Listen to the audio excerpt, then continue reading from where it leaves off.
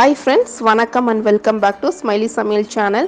நாம இன்னைக்கு பார்க்க போறது பனங்கிழங்கு அவிக்கும் முறை. ஒவ்வொருத்தரும் ஒவ்வொரு விதமா பனங்கிழங்கு அவிப்பாங்க. ஆனா ட்ரெடிஷ்னலா இப்படி தாங்க பனங்கிழங்கு அவிக்கணும். நீங்க பனங்கிழங்கு வாங்கி தோலை நல்லா சீவிட்டு மேல் பகுதியும் அடிப்பகுதியும் கட் பண்ணிக்கோங்க. அதாவது மண்டையும் வாலையும் கட் பண்ணணும்னு சொல்லுவாங்க. வாஷ் பண்ணிட்டு நீங்க குக்கர்ல சேர்த்துட்டு 2 டம்ளர் அளவுக்கு தண்ணி சேர்த்துக்கோங்க.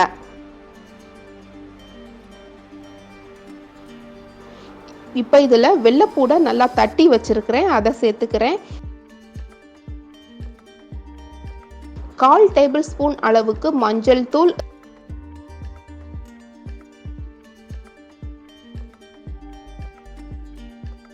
ரெசிபிக்கு தேவையான கல்லுப்பு சேர்த்துக்கோங்க.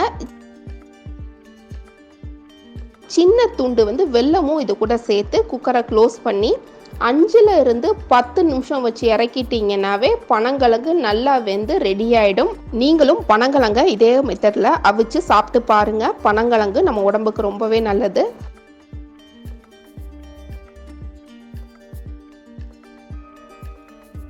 ரத்தத்தில் உள்ள சுகர் லெவலெல்லாம் ரொம்ப கண்ட்ரோல் பண்ணுறதுக்கு இந்த பனங்கிழங்கு ரொம்ப உதவும். சுகரே வராமல் கண்ட்ரோல் பண்ணுறதுக்கும் பனங்கிழங்கு உங்களுக்கு ரொம்ப யூஸ்ஃபுல்லாக இருக்கும்.